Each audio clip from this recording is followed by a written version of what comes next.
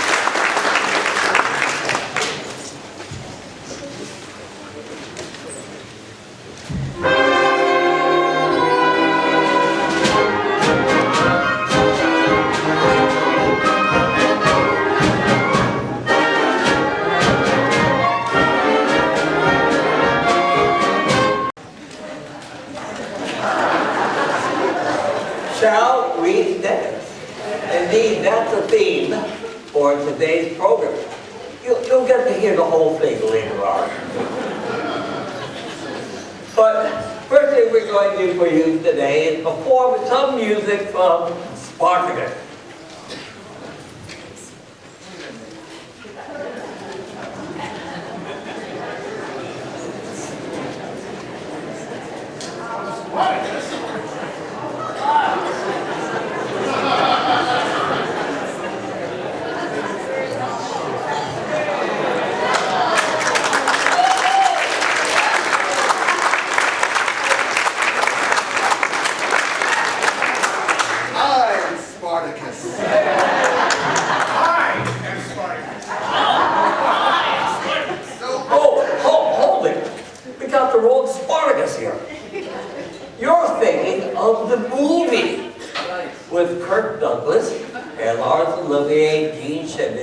Simmons and Charles Walton.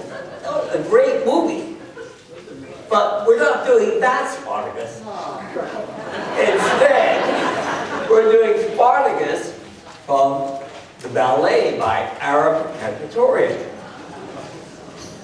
Same basic story, same basic outcome, though instead of being acted, this Spartacus is dance. And it was first presented by the Bolshoi Ballet in 1956. Of course, Arab Khachaturian was an Armenian composer at the time when Armenia was part of the Soviet Union, rather than an independent separate country like it is today. And it was it still is one of the signature pieces of the Bolshoi Ballet. And what we like to do for you is to play several of the dances that appear in the ballet. Donald Hasenberger, who is one of the great arrangers for band, did this while he was at the Eastman School of Music at Rochester, University of Rochester today. And he took several of the dances and arranged it into a 3 episodes. And in your program, you're going to see the first episode, particular dances that go in there, and the second one, and the third one. The second one is mostly slower music. And the last one, this sword dancer, Young Thracian, as you see, is very vigorous and strong. Much of this music has a strong beat to it. And if you remember the saber dance, you probably have heard it, and you certainly know the title. That was also by Khachaturian. He wrote that some 6 or 7 years earlier. So here we go, 3 dance episodes from Spartacus, and you'll know when we get to the very end, because that's going to be the loudest part.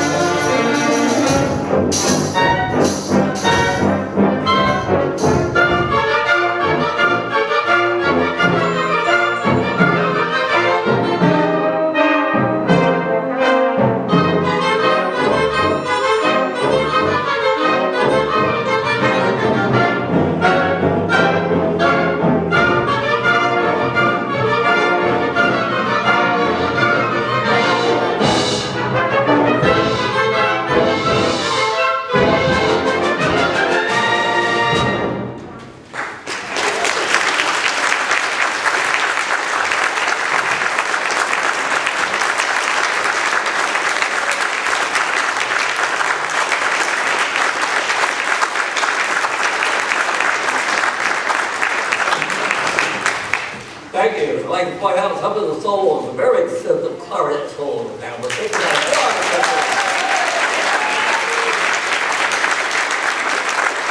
doing double duty, though we only pay him once, was Larry Rama on both oboe and English horn.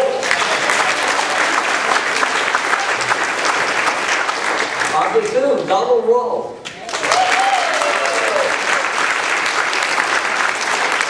And on French horn and the podium, we have Lane Friedlander and J.D. Chang.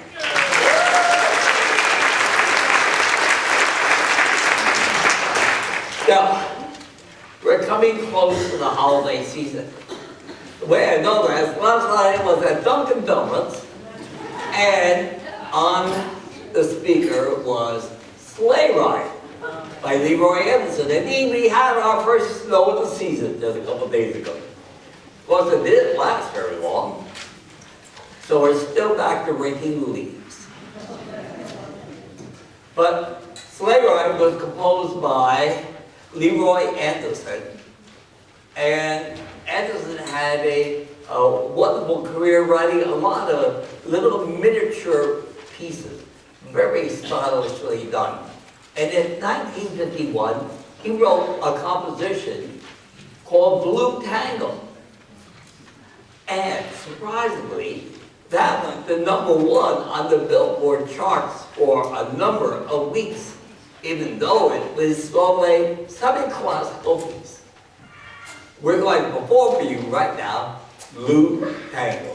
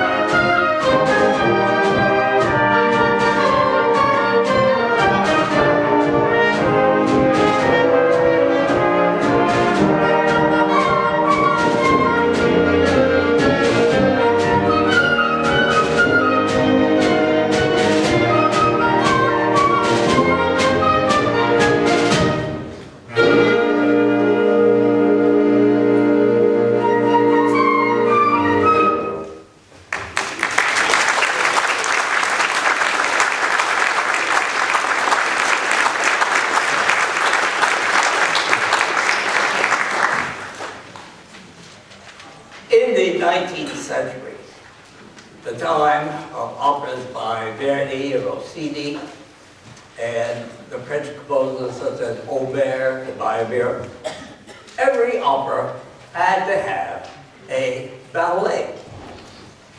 It usually took place in the second act. And the reason why it took place in the second act is that a lot of the men who went to the ballet, went to the opera, went primarily to see the ballerinas. Of course, that was a time when ladies' dresses went all the way down to the ground. So the opportunity to see some ankles was regarded as pretty hot. We'd like to do some ballet music from an opera. The title is well known to you. It's William Tell. And many of you, of course, know the overture to William Tell with the famous long ranger part. That's actually a chorus in the opera. But, of course, since it was done for production in France, Rossini knew he had to include a ballet and incorporated actually more than one ballet scene, several in the course of William Tell. If you go to see William Tell, pack a lunch or a snack, because it is in 5 acts. And if they do the whole thing without cutting parts out, it's going to run you about 4 hours and 20 minutes. So the snack is very necessary during the intermissions to keep you going. It was the last opera that Rossini composed, and there was a lot of questioning about why was this the last opera. He lived like another 30 years.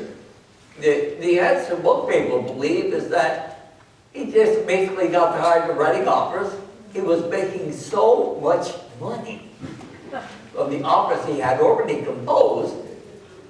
He was able to lead the life of a well-off gentleman for the remainder of life. He didn't give up writing music. He wrote a lot of little pieces of music. Not 4 hours, but about 3 minutes each.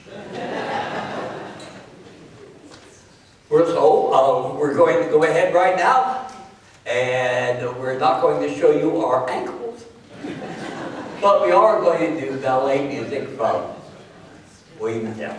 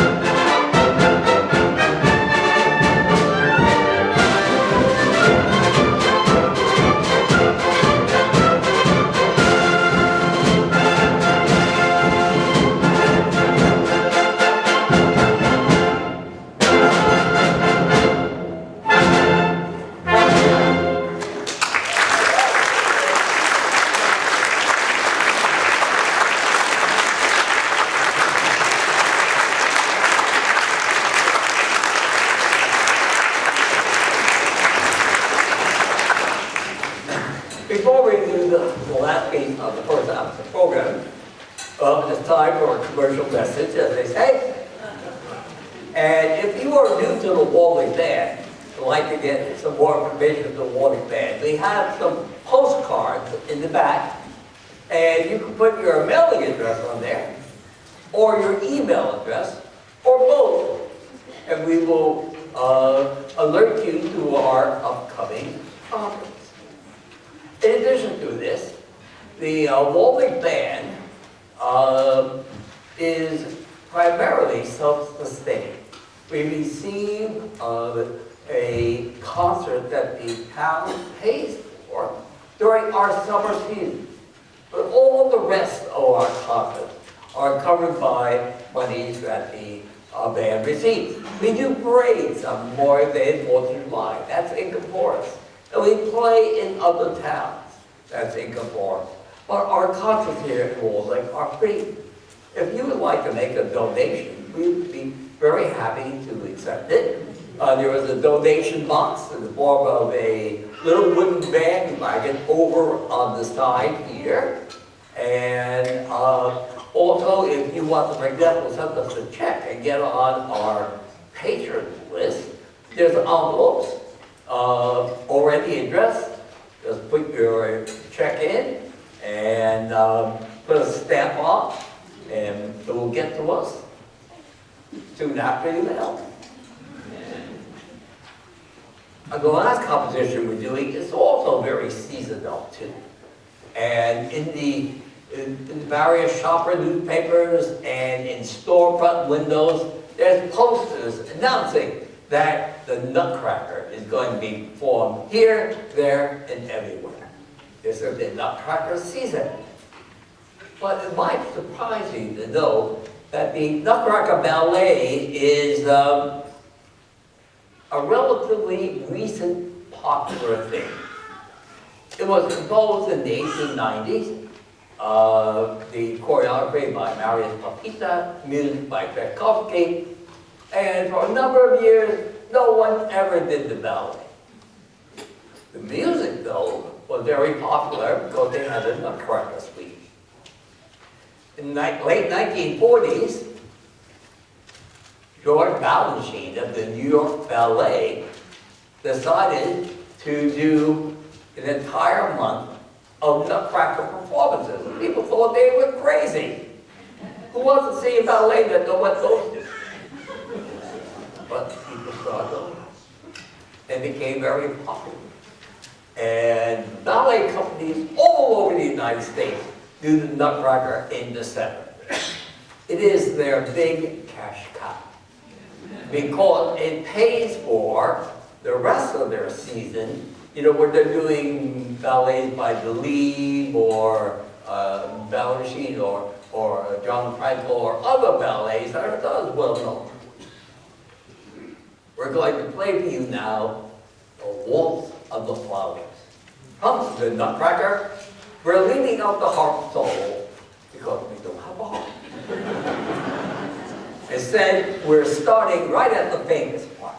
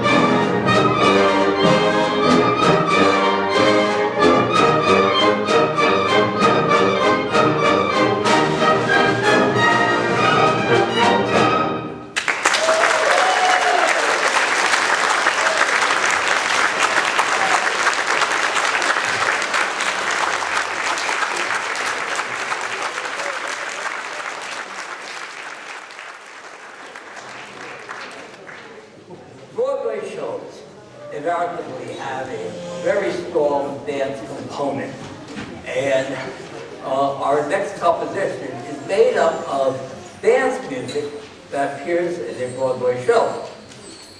Fiddler on the Roof appeared in 1960, and at its time, when it ended its run, it was the fourth longest running show in Broadway at that particular time. Part of the appeal was not only the direction, but also the choreography and the dance. Jerome Robbins both directed the show and also choreographed it. And what we like to do is open the second half of our program with a symphonic arrangement of dance music from Fiddler on the Roof. This arrangement is put together by Ivor Hershey, who was a very important Hollywood orchestrator and composer. Symphonic dance is from Fiddler on the Roof.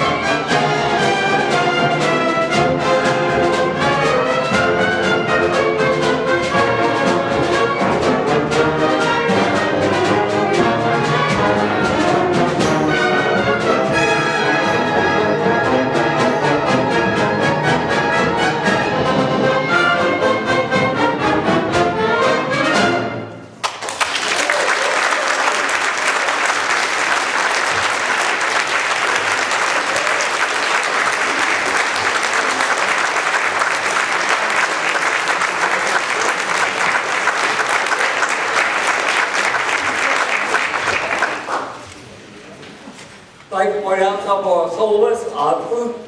Here we go. Nancy Howard.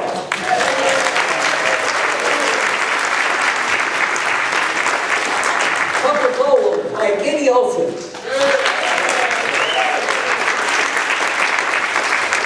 And on clarinet, John Cincinnati.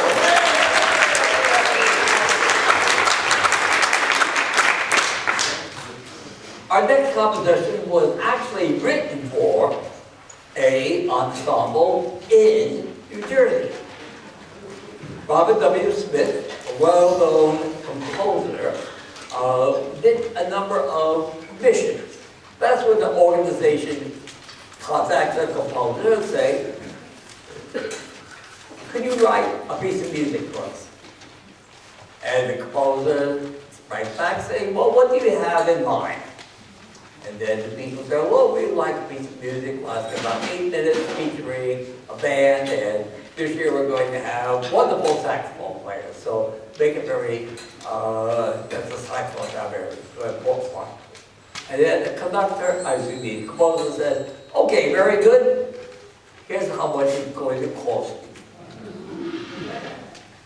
And composers, today, a lot of composers for bands, that's how they make their living. A number of them used to have positions at colleges, universities, or even at high schools. But if you have enough pieces of music that you wrote, every time that piece of music is played somewhere, you get a little bit of money from an organization called ASCAP or BMI.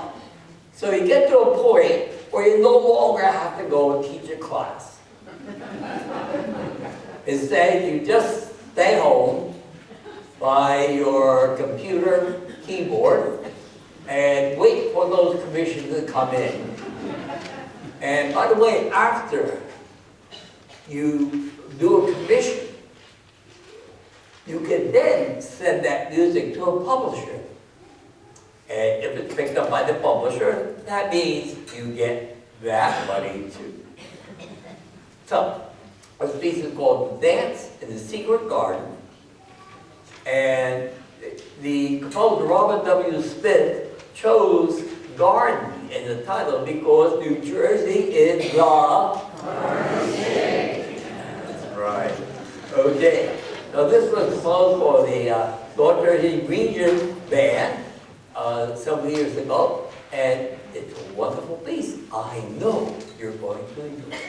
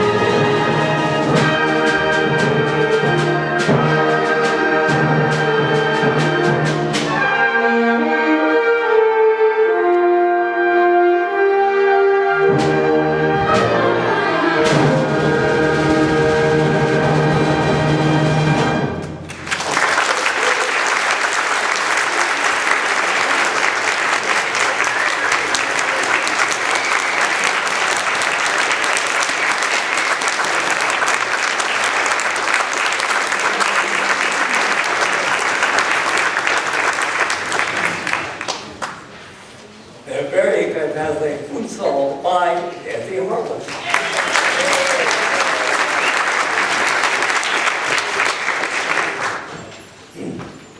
You have a little tiny taste of The King and I at the very beginning of our classes. But now we're going to do the whole arrangement, most of the songs of The King and I. And of course, when you think of The King and I, you think of a particular actor. What actor? That's right, Noel Brennan was the original King of Siam. And then, even though he did other things later in his career, for example, like The Magnificent Seven, his bread and butter was playing the King of Siam. The arrangement that we're playing for you today is by Robert Russell Bennett. Robert Russell Bennett was one of the leading orchestrators on Broadway from 1920 up until the last show that he did, which was Camelot. Of the 11 Rodgers and Hammerstein shows, he orchestrated 9. The other 2 being done by Don Walker, who was a very famous orchestrator too. And we're going to do this band arrangement, which was also put together by Robert Russell Bennett. So, here we go.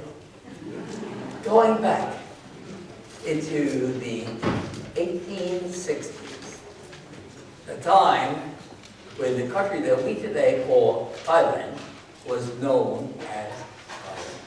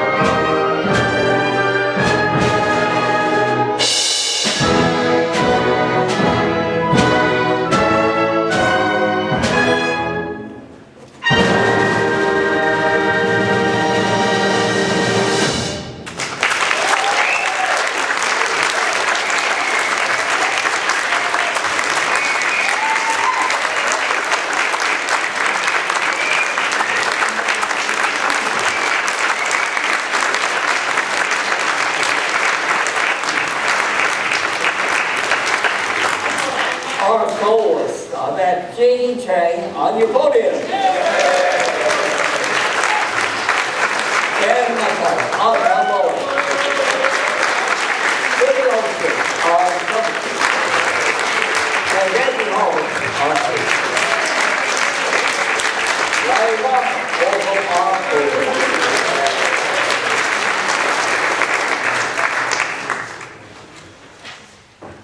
Last competition on our program is also by a classical musician who is total into popular music. His name was Arthur Benjamin. He was a very well-known pianist in Australia and also in the United Kingdom. In 1937, the BBC asked him to compose a light piece that they could use on their broadcast. And the resulting work was the Jamaican Rumba. Reportedly, the colony of Jamaica at that time was so pleased with this composition and how it boosted tourism to Jamaica. Now, for the rest of his life, they sent Arthur Benjamin a case of rum for Christmas. And here we go.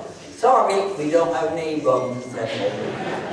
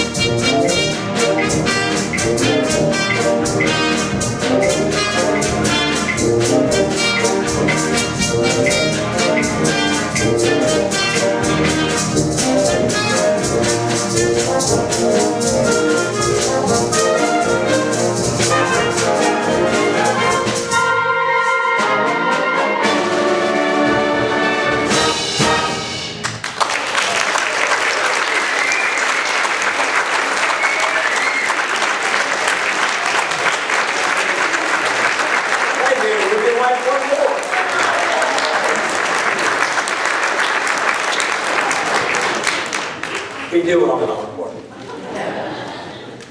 I'd like to thank all of you for coming today. Remember, if you're new to the Bowling Band, pick one of the postcards, fill it out, give us your mailing address or your email, or both. We'll be happy to alert you to our next concert coming up on February the 2nd. And that concert is going to be called Jolly Old England. And in that program, we're going to include such a well-known United Kingdom favorites as except from the War Music by Handel, the William Byrd Suite, put together by Gordon Jacob, the Host for Suite D flat, two pieces by Edward Elgar, Pomp and Circumstance number 4, and Nimrod.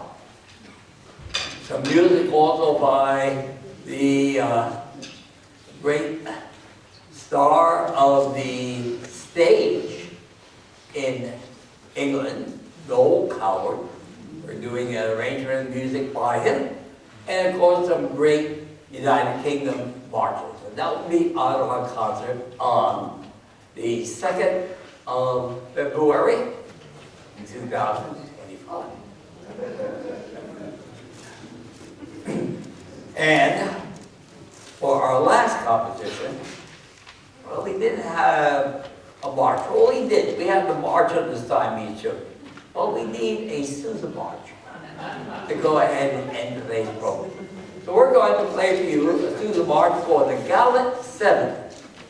Now, the 7th in here does not refer to the 7th Cavalry of Custer in a little bit more. This is the 7th Regiment of the United States Army, which is still in existence today. It's part of one of the divisions, but I'm not certain which one. But it goes all the way back to the War of 1812, being in continual existence.